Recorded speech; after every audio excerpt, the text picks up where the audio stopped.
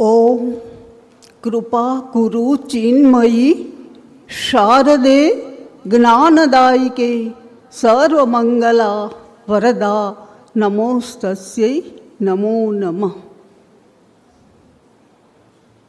परम आदरणीय स्वामी निखिलेश्वरानंद जी महाराज मंच पर आधीन स्वामी आत्मश्रद्धानंद जी महाराज, प्रिय शरद सागर जी, ओम प्रकाश वर्मा जी, डॉक्टर विक्रम सिंह जी, अन्य सन्यासी वृंद, आमंत्रित मेहमानों અને જેમને વિવેકાનંદના સ્વપ્નનું મહાન ભારત ઘડવાનું છે એવા આ પવિત્ર વાતાવરણમાં સવારથી અત્યાર સુધી જ્ઞાનધારામાં પ્લાવિત થયેલા સૌ યુવા ભાઈ બહેનો, આપ સૌને મારા નમસ્કાર।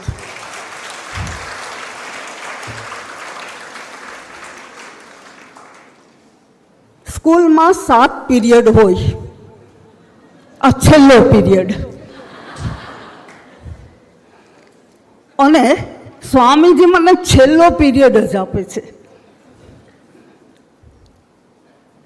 હવે છેલ્લો પીરિયડ અને સવારથી અત્યાર સુધી આટલા બધા વિદ્વાનોના વિદ્વતાપૂર્ણ અને પ્રેરક પ્રવચનોથી જ્યારે તમારું મન મસ્તિષ્ક છલાછલ ભરેલું હોય તો મારે એમાં શું મૂકવાનું? રામકૃષ્ણ દેવ યાદ આવે છે। એમણે કહ્યું, એક જગ્યાએ ગયા હતા, એ કે ત્યાં જઈને હું શું કરું? ત્યાં તો બધું જ ભરેલું હતું, જાણે કે ચાસણીમાં પડેલું ગુલાબજાંબુ। તો અત્યારે એવું લાગે છે કે બધા તમારા મસ્તિષ્કો કેટલી બધી જ્ઞાન ધારાથી ભરેલા છે, છલોછલ ભરેલા છે। હવે એમાં મારે જગ્યા કરવી હોય તો કેટલો પ્રચંડ પુરુષાર્થ કરવો પડે। એ શક્તિ મારામાં નથી, પણ જેના વિશે હું બોલવાની છું એનામાં તો એનાથી અનેક ગણી શક્તિ છે।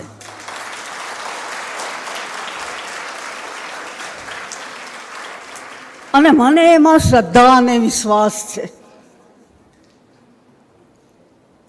સવારે ડૉક્ટર વિક્રમસિંહજીએ કહ્યું હતું કે એમણે સ્વામી વિવેકાનંદના 8 ગ્રંથો એ વાંચ્યા હતા અને એમને જીવનની દિશા મળી।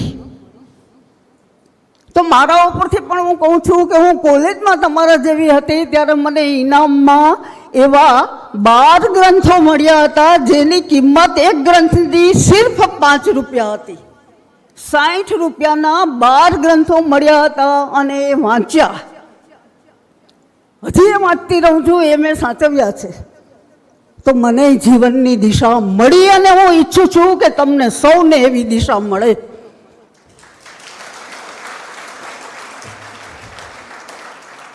મારે એક વિદ્યાર્થીની આવી હતી, સાસરેથી પાછી આવેલી, મને કહે કે બેન, એટલો ત્રાસ છે, એટલું દુઃખ છે અને જીવવાની ઈચ્છા નથી થતી। મેં કશું કહ્યું નહીં। મારી પાસે સ્વામી ગંભીરાનંદજીની મા શારદાની જીવનકથા હતી। મેં એમને કહ્યું, પહેલાં તું આ વાંચીને આવજે મારી પાસે, પછી આપણે ચર્ચા કરીશું।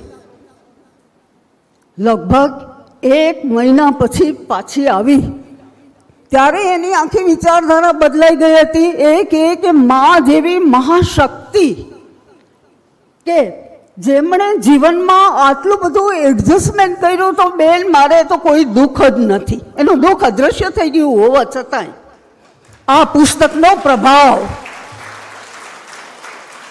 આ ઉત્તમ જીવન ચરિત્ર વાંચવાનો પ્રભાવ, એટલે સવારે તમને એમ કહેવામાં આવ્યું હતું કે તમે બહુ ભાગ્યશાળી છો, અને હું ફરીથી દોહરાવું છું કે તમે બહુ નહીં, અતિ ભાગ્યશાળી છો કે તમે અહીંયા આવ્યા છો. અહીંથી તમે જે ભાથું લઈને જશો કદાચ આજે ખબર નહીં પડે, પણ એ વિચાર બીજ ગમે ત્યારે અંકુરિત થઈ અને તમારા જીવનની અંદર તમને સુખ, શાંતિ અને સમૃદ્ધિ આપશે. મારે તો આજનો વિષય છે ભગિની નિવેદિતા અને ભારતના સ્વાતંત્ર્ય સંગ્રામમાં એમનું પ્રદાન, એમનું યોગદાન. ભગિની નિવેદિતા, એમનું માત્ર સ્મરણ કરીએ તો શું આપણી નજર સમક્ષ શું આવે છે? શ્વેત વસ્ત્રધારિણી, ગળામાં રુદ્રાક્ષની માળા, નીલી આંખો, તેજસ્વી મુખ મુદ્રા. આપણી સમક્ષ એક તપસ્વીની સાધિકાનું આખું એ દ્રશ્ય રજૂ થાય છે. અવનીન્દ્રનાથ ટાગોર, મહાન ચિત્રકાર, એ આ વર્ણન કરીને કહે છે કે મને હંમેશા ભગિની નિવેદિતા તપસ્વીની ઉમા જેવા લાગ્યા છે. એક વિદેશથી આવેલી એક નારીએ સંપૂર્ણ ભારતીયતામાં પોતાના આખા અસ્તિત્વને કેવું ઓતપ્રોત કરી દીધું. એ જીવન કથા તો અદ્ભુત છે. એ કાંઈ 20 મિનિટની અંદર એ કથાની વાત થઈ શકે નહીં. પણ ભગિની નિવેદિતા, મિસ માર્ગરેટ નોબલ, એ મિસ માર્ગરેટ નોબલને સ્વામી વિવેકાનંદે દીક્ષા આપી, સંપૂર્ણપણે ભારતીયતામાં ઢાળ્યા અને એને દીક્ષા આપી અને નિવેદિતા બનાવ્યા. પણ નિવેદિતા તો જન્મ પહેલાથી જ દીક્ષિત થઈને આવેલા. જ્યારે નિવેદિતાની માતા મેરીને પ્રથમ પ્રસૂતિ હતી ત્યારે એટલા ચિંતાગ્રસ્ત હતા કે શું થશે, બાળક કેવું હશે, કેવી રીતે જન્મ થશે, મને કેટલું કષ્ટ પડશે.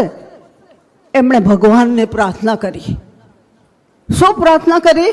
હે પ્રભુ, મારું બાળક જો હેમ ખેમ જન્મે, કોઈ પણ કષ્ટ વગર જન્મે, તો હું તારી સેવામાં નિવેદિત કરી દઈશ. જન્મ પહેલા નિવેદિત થયેલું બાળક એ આ ભગિની નિવેદિતા. ભારત આવ્યા પહેલા જ ભગવાનની સેવામાં એને માતાએ અર્પણ કરી દીધા હતા. અને નિવેદિતાનું વ્યક્તિત્વ હીરાની જેમ ઝળહળી રહ્યું છે. જેમ હીરાને અનેક પાસા હોય એમ આદર્શ શિક્ષિકા, આદર્શ શિષ્યા, તપસ્વીની સાધિકા, નિષ્કામ સેવા વ્રતિની અને ભારતને ભગિની, ભારતના જન સમાજના લોકોની ભગિની, એના દરેક પાસા છે. એ પાસા એ એક હીરાની જેમ ઝળહળે છે. માત્ર આજે આપણે એક જ પાસાની એક ઝલક જોવાની છે, અને એ છે ભારત વર્ષ, એમાં નિવેદિતાનું યોગદાન. એક વખત સ્વામી વિવેકાનંદ અને નિવેદિતા ચર્ચા કરતા હતા, અને ચર્ચા કરતા હતા ત્યારે સ્વામીજીએ કહ્યું કે મારું કાર્ય, સ્વામીજી નિવેદિતાને કહે છે, મારું કાર્ય રામકૃષ્ણનું નથી, વેદાંતનું નથી, મારું કાર્ય ભારતના લોકોમાં પુરુષત્વ જગાડવાનું છે, વીરત્વ જગાડવાનું છે. નિવેદિતાએ સાંભળી લીધું અને થોડો વખત પછી, થોડી ક્ષણો પછી કહ્યું, સ્વામીજી, હું તમને એ કાર્યમાં મદદ કરીશ. અને પછી તો 4 જુલાઈ 1902 સ્વામીજીએ શરીર મહાસમાધિ લીધી, શરીર છોડી દીધું. અને તે વખતે નિવેદિતાને સમાચાર મળ્યા અને નિવેદિતા સ્વામીજીના દેહની પાસે બેસી અને પંખો નાખી રહ્યા હતા. એક એમના જીવનનો એક અત્યંત હૃદયસ્પર્શી પ્રસંગ એ કહી અને પછી આપણે વિષય ઉપર આગળ જઈએ. હા, તો પંખો નાખી રહ્યા હતા અને એકદમ શૂન્ય મનસ્ક થઈ ગયા કે એમના ગુરુએ શરીર છોડી દીધું. જે ગુરુએ એમને જ્ઞાનદાયિની બનાવી હતી, જે ગુરુએ એમને સંપૂર્ણ નખશીશ ભારતીય બનાવી હતી, એ ગુરુ હવે શરીરમાં નથી. એમના મનમાં એક વિચાર આવ્યો કે આ એક પ્રસાદી મને મળે, સ્વામી વિવેકાનંદની એક અંતિમ પ્રસાદી મને મળે. એટલે સ્વામીજીને એમના શરીરને ઓઢાડેલું એક વસ્ત્ર, ભગવું વસ્ત્ર, એ વસ્ત્ર એમણે સ્વામી સદાનંદને કહીને કહ્યું, મને આ મળી શકે? મારે ગુરુની આ એક અંતિમ પ્રસાદી મારે જોઈએ છે. એ મારા માટે નહીં, મારી પરમ મિત્ર જોસેફાઇન કે જે અત્યારે અમેરિકામાં છે એને માટે આ યાદગીરી મને જોઈએ છે. એમણે કહ્યું, હા કંઈ વાંધો નહીં. પછી વિચાર આવ્યો અને વિચાર આવ્યો એટલે થયું કે આ યોગ્ય નહીં કહેવાય, એટલે મૌન રહ્યા. સ્વામીજીના શરીરને અગ્નિ સંસ્કાર થયો. નિવેદિતા ત્યાં સુધી તે અગ્નિની જ્વાલાઓ હતી ત્યાં સુધી હાથ જોડી અને એકદમ આંખ બંધ કરી અને ગુરુને પ્રાર્થના કરતા ઊભા રહ્યા. પછી થોડી વાર થઈ, નિવેદિતા લખે છે. નિવેદિતાનું એ પુસ્તક બહુ સરસ છે, ધ માસ્ટર એઝ આઈ સો હિમ. એનું ગુજરાતી પણ થઈ ગયું છે. તો એ લખે છે કે પ્રાર્થનામાં મગ્ન હતી. કોઈએ ધીરેથી મારી બાંય ખેંચી, મારા જબ્બાની બાંય ખેંચી અને મને કહ્યું, નીચે જુઓ. તો મેં નીચે જોયું તો બળતી ચિતામાંથી એ જ સ્વામીજીને ઓઢાડેલા વસ્ત્રનો બળતો ટુકડો મારા ચરણમાં આવીને પડેલો હતો. આ મારા ગુરુએ આપેલી અંતિમ પ્રસાદી હતી.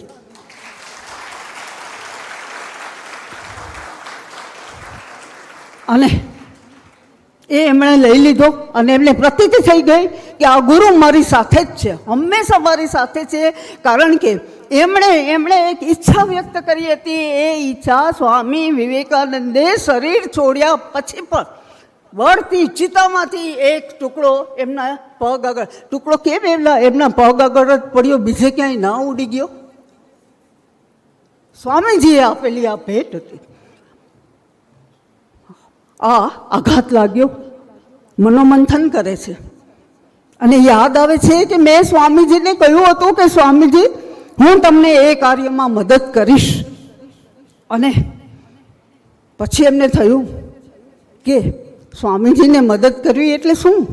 સ્વામીજીએ કહ્યું હતું કે મારા દેશના લોકોમાં પ્રાણ શક્તિ જાગૃત કરવાની છે, ચૈતન્યનો પ્રવાહ વેવડાવવાનો છે. રજોગુણ છે, તમસમાં ઘેરાયેલા આ લોકો છે, એની અંદર રજોગુણનો પ્રવાહ વેવડાવવાનો છે, એને જાગૃત કરવાના છે.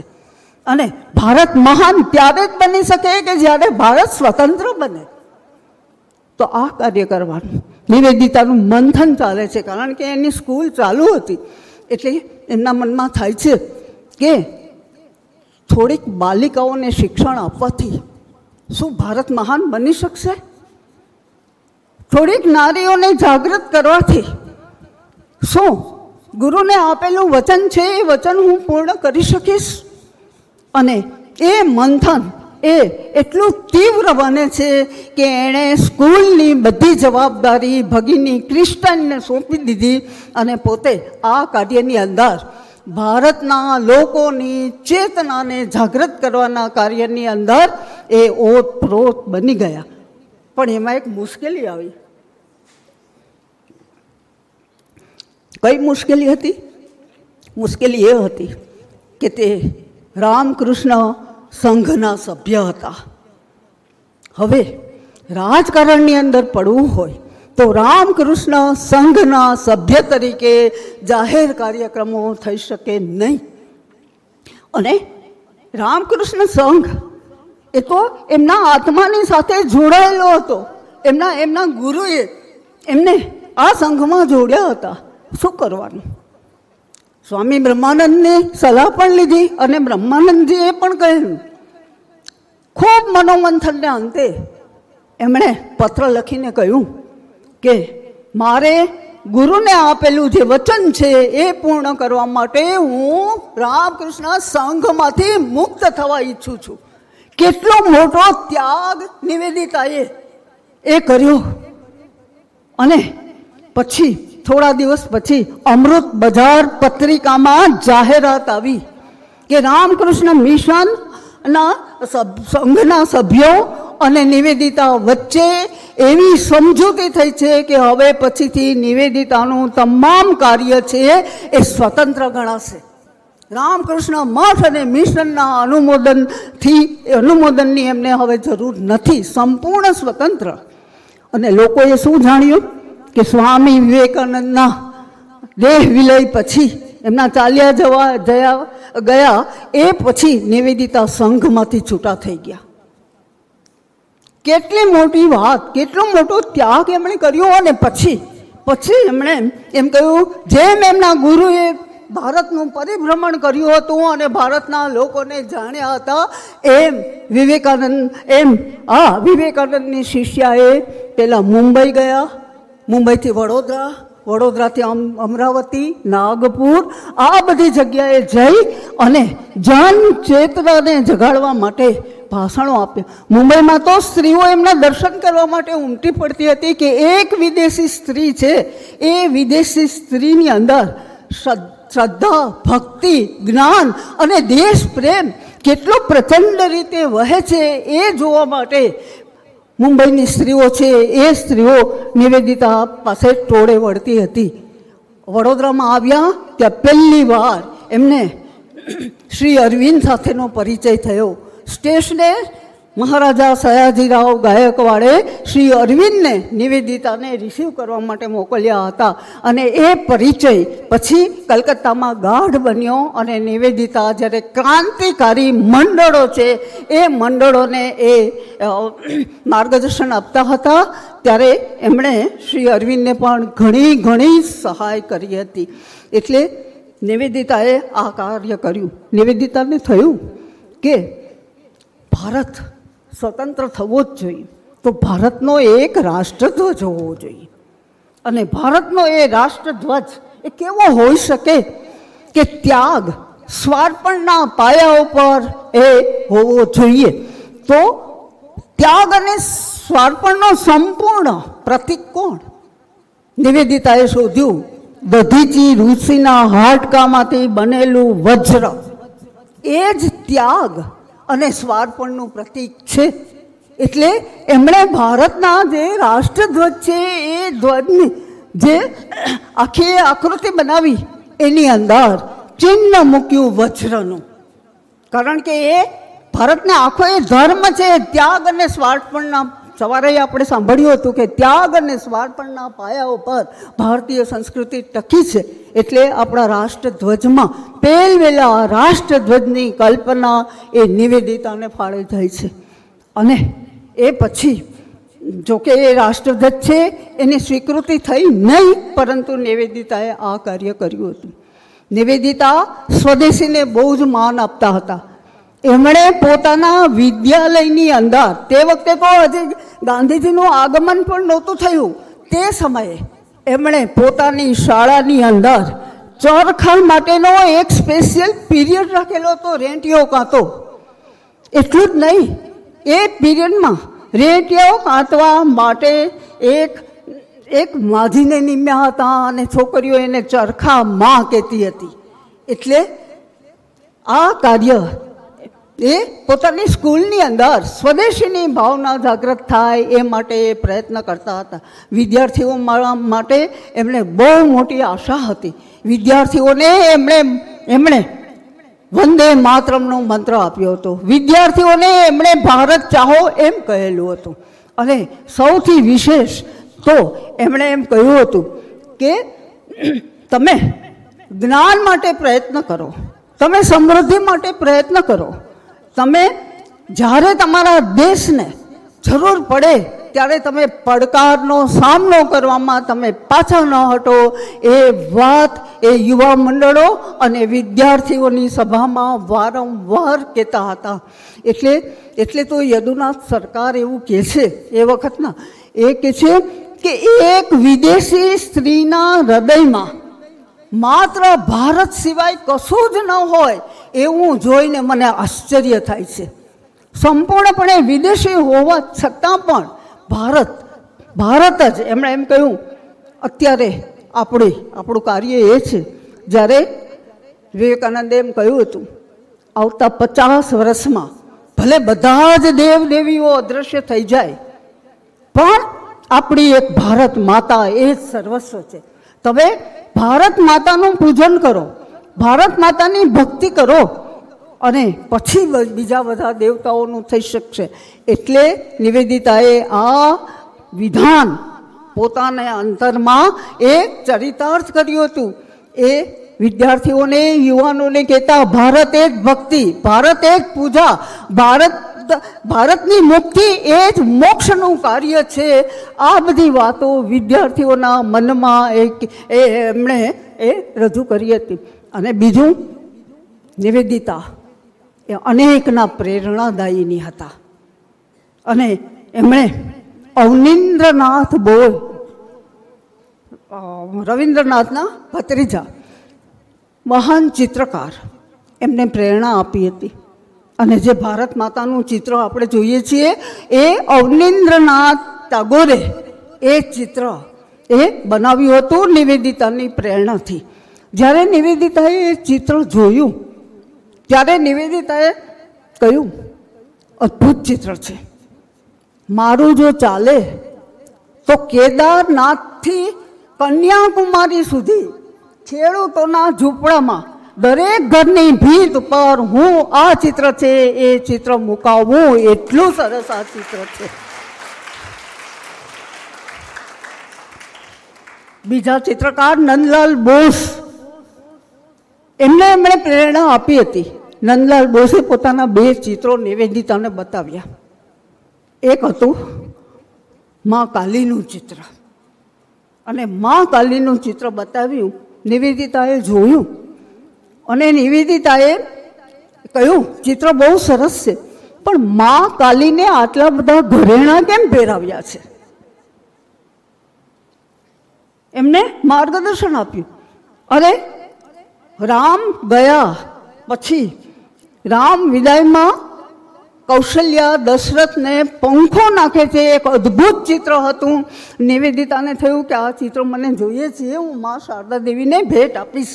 અને એ ચિત્ર એમણે લઈ પણ લીધું, પરંતુ એમાં પણ એમણે સુધારો સૂચવ્યો કે કૌશલ્યા મહારાણી છે, મહારાણીના હાથમાં તાડનો પંખો ન હોય. કેટલી સૂક્ષ્મ દ્રષ્ટિ હતી અને પ્રેરણાદાયીની હતી.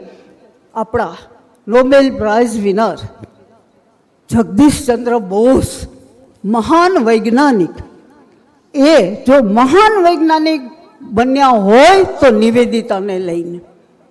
કારણ કે એમને એટલો બધો વિરોધ થતો હતો, કારણ કે ભારતીય હતા અને આપણે ગુલામ હતા, એટલે એટલો વિરોધ થતો હતો. કોઈ સંજોગોમાં એમને આ નોબેલ પ્રાઇઝની તો વાત જ અલગ રહી, પણ એમને એમના પેપર, એમના સંશોધન પેપર છે એ પેપર પણ પબ્લિશ થવા દેતા નહોતા. પરંતુ નિવેદિતાની પ્રેરણા, નિવેદિતાનું માર્ગદર્શન અને નિવેદિતાની આર્થિક સહાય, આ બધાને લઈને જગદીશચંદ્ર બોઝ એ નોબેલ પ્રાઇઝ વિનર બન્યા. અને એમણે નિવેદિતાને ભવ્ય અંજલિ આપતા એ પણ જણાવ્યું છે. રવિન્દ્રનાથ ટાગોર, રવિન્દ્રનાથે નિવેદિતાને આટલી બધી કે આટલા ઉત્તમ શિક્ષિકા છે, આ છે, તો એમને પોતાના ઘરે મળવા માટે બોલાવ્યા અને કહ્યું, મારે મારી પુત્રીને શિક્ષણ આપવું છે અને હું ઈચ્છું કે તમે એને ભણાવો. નિવેદિતાએ પૂછ્યું, શું ભણાવવાનું છે? તો કે અંગ્રેજી, અને અંગ્રેજી મારફત જે જ્ઞાન આપી શકાય એ. અને નિવેદિતાએ શું કહ્યું? કે પરદેશી ભાષાનું જ્ઞાન ગળાવવાથી ફાયદો શું થવાનો છે? હું તો માનું છું કે સાચું શિક્ષણ એ જાતિગત નૈપુણ્ય અને વ્યક્તિ વિશેષતા જે છે એ પ્રગટ થાય એ જ સાચું શિક્ષણ છે. એટલે હું તમારી પુત્રીને ભણાવવા આવીશ નહીં. અને રવિન્દ્રનાથ ટાગોર કહે છે કે એમણે મારા આમંત્રણનો અસ્વીકાર કર્યો કારણ કે એમણે બાગ બજારની કોઈ શેરીને પોતાનું સમર્પણ કર્યું હતું. અને કહે છે, રવિન્દ્રનાથ લખે છે કે અહીંયા ત્યાં નિવેદિતા શિક્ષણ છે એ શિક્ષણ જગાડવાના નહોતા, ઉગાડવાના હતા. કેટલી મોટી વાત કરી. એટલે પછી પણ રવિન્દ્રનાથ કહે છે કે જ્યારે હું નાસીપાસ થયો છું, જ્યારે મને કાંઈ એવું મુશ્કેલી આવી છે, ત્યારે નિવેદિતાના ચરિત્રને યાદ કરીને મેં પુષ્કળ શક્તિ અને બળ મેળવ્યા છે. આ રવિન્દ્રનાથ ટાગોર કહે છે. અને તામિલના મહાકવિ સુબ્રમણ્યમ ભારતી 1906માં કલકત્તામાં કોંગ્રેસનું અધિવેશન ભરાયું હતું. ત્યારે એ ત્યાં ગયા હતા. નિવેદિતા વિશે એમણે સાંભળ્યું હતું, એટલે નિવેદિતાને મળવા ગયા, ખાસ સામેથી મળવા ગયા અને થોડી વાતો કરી. પછી નિવેદિતાએ જાણ્યું અને પૂછ્યું તો કે તમે પરિણીત છો? એટલે નિવેદિતાએ એમને કહ્યું, તમારા પત્ની ક્યાં? સુબ્રમણ્યમ ભારતી કહે છે, અમારામાં એવો રિવાજ નથી કે પત્નીને જાહેર સ્થળોમાં સાથે લઈ જવી. આ સાંભળીને નિવેદિતા એ શું કહ્યું? એ કે મેં એક આવો ભારતીય જોયો કે જે સ્ત્રીને ગુલામ સમજે છે. આ વાત સીધી સુબ્રમણ્યમ ભારતીના મોઢા ઉપર વિવેકાનંદે કહી. અને ભારતી એ મહાન કવિ હતા. એ કવિ હચમચી ઉઠ્યા અને પછી એણે કહ્યું શું કહ્યું? કે જે દેશમાં અર્ધાંશ જાતિ એટલે નારી જાતિ, અર્ધાંશ જાતિ છે એ ગુલામીની દશામાં જીવતી હોય, એ દેશની મુક્તિની આશા કઈ રીતે રાખવી?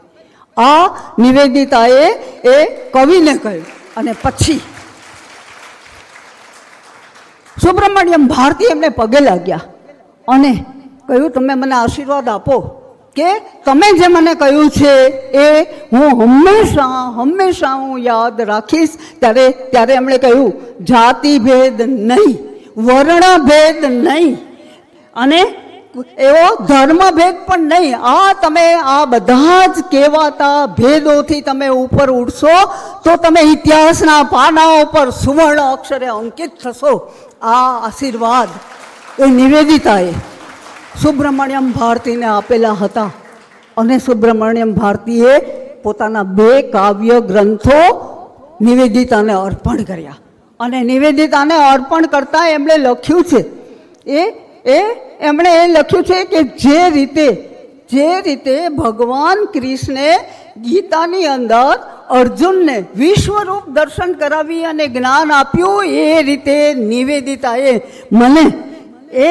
નિવેદિતાએ મને ભારત દર્શન કરાવી અને ભારત માતાનું જ્ઞાન આપ્યું અને મારી અંદર ભારત ભક્તિને પ્રતિષ્ઠિત કરી. આ વાત એમણે લખી છે. એમણે કહ્યું કે એ બીજા પુસ્તકને અર્પણ કરતા પણ એ કહે છે કે વિવેકાનંદના ધર્મપુત્રી ભગિની નિવેદિતા છે. એ નિવેદિતાને હું આ અર્પણ કરતા આનંદ અનુભવું છું કે એમણે કોઈ પણ જાતના ઉપદેશ કે શબ્દ વગર મારી અંદર ભારત ભક્તિ અને ભારત ભાવના એ રોપી દીધા છે. જગાડી નહીં, એ મારી અંદર રોપી દીધા છે. અને ત્યાર પછી સુબ્રમણ્યમ ભારતીના જીવનમાં પરિવર્તન આવી ગયું. અને એ કહે છે કેવો પરિવર્તન આવી ગયું કે એ પછી એમના જે કંઈ કવિતાઓને આવી એ રાષ્ટ્રભક્તિને એના પ્રચંડ જુવાળને અભિવ્યક્ત કરતી એ કવિતાઓ એના અંતરમાંથી પ્રગટી અને પછી કહે છે કે આજે પણ હું મારી પત્નીનો હાથ પકડી અને રસ્તા ઉપર હું ચાલી રહ્યો છું, મને કોઈની પરવા નથી, એનો યશ નિવેદિતાને જાય છે.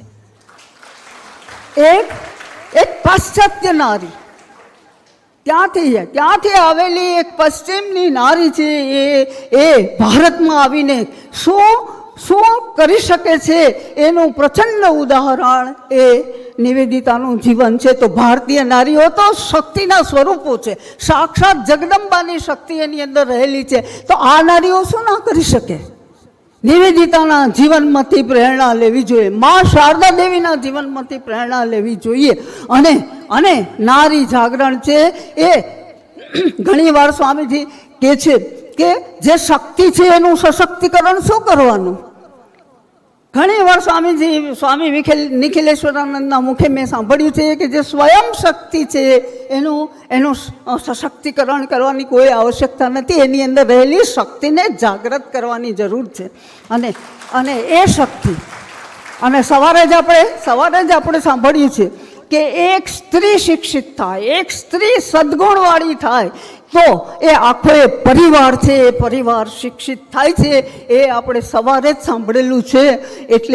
એટલે હું ફરીથી કહું છું કે અહીંયા આવેલા તમે તમામ બહુ જ ભાગ્યશાળી છો. તમારા ઉપર સ્વામી વિવેકાનંદની કૃપા અને સ્વામી વિવેકાનંદ છે એ વિવેકાનંદની અમી દ્રષ્ટિ તમારા ઉપર છે. તમારા જીવન તમે ધારો, તમે ઈચ્છો, તમે ગ્રહણશીલ બનો તો તમારા જીવન છે એ જીવન એ દિવ્ય અને ભવ્ય અવશ્ય બને. એ વાત તમારા હાથમાં રહેલી છે. આટલું કહી હું મારી વાણીને વિરામ આપું છું. અસ્તુ.